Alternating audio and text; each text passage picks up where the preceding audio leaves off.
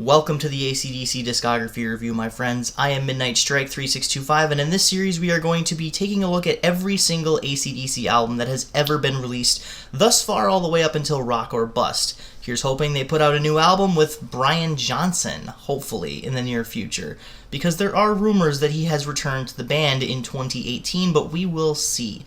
For this video, we are going to be taking a look at the very beginning, at the start of AC/DC's career back in 1973 to 1974. Now, this is an era in AC/DC's history that is often brushed aside or rarely ever talked about.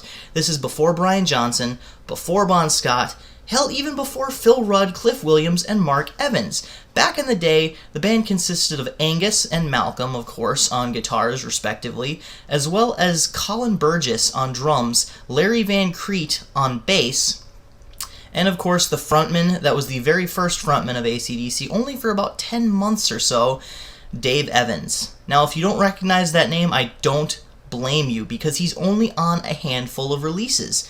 He's only on a handful of bootlegs and one demo video, as well as one demo single that was only ever released on vinyl. So it's really hard to find, except for maybe if you go on YouTube and look it up that way, but as far as a physical copy, the only way you're going to get it is on vinyl.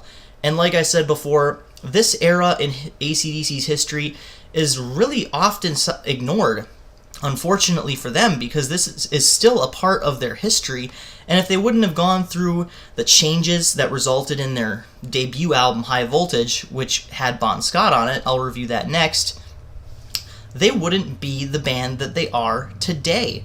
They wouldn't have the success of, say, Highway to Hell, or Back in Black, or my favorite album, Powerage, even though that's more of an underrated gem.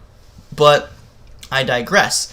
These two songs, Can I Sit Next to You Girl, which you'll find re-recorded by Bon Scott on the international edition of High Voltage and, of course, TNT, and Rockin' in the Parlour, which to this day remains a Dave Evans exclusive, were released together on vinyl back in 1974 as a demo, the first ever release that AC/DC has ever put out. And let me tell you, it's got a lot of glam elements to it, and it sounds very different. You still got the bluesy hooks in the guitars from AC/DC's Angus Young, and of course the rhythm guitars are pretty decent, but they're a lot shorter. And to start with the opener, Can I Sit Next to You Girl, it definitely has a different opener than what we're used to. It sounds kind of like a old school, like tropical Beach Boys kind of opener. I mean, it's way different. Sounds like the 1960s, something you would hear off of, like I said, maybe a Stones album or Beach Boys or something like that.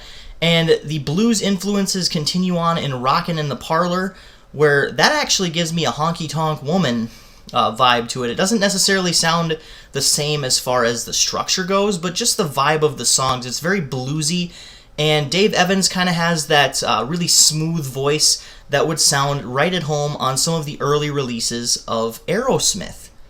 So with that in mind, he was a very clean singer, and they had a lot of glam elements to it. They were very popish, and it doesn't sound as, say, I wouldn't want to say polished, but down and dirty and gritty as what we're used to from AC/DC. It's definitely different. It's definitely a different flavor, but it is still a necessary part of AC/DC's history, and that's why I wanted to make a short little video basically, reviewing Can I Sit Next to You Girl and Rockin' in the Parlour, because these are two very good songs, and I honestly wish that they would have re-recorded both of them.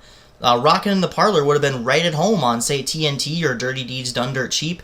As I said, the international edition of Dirty Deeds is more of a bar band style, old school blues rock and roll kind of album, and it would have been right at home on something like that, and it would have made it all the better. It's a really good song, really awesome. You can find it on YouTube. This release is definitely a gem, and you can only get it on vinyl, so it's very rare. I'm going to give this release probably a 7.5 out of 10. I mean, it's decent. It's not necessarily the best thing they've ever put out, but it's a necessary part of history as far as AC/DC is concerned, and they definitely should have given these tracks more of the spotlight, like they did with Can I Sit Next to You Girl. They should have recorded both of them, in my opinion. So that's really all I have to say about this one.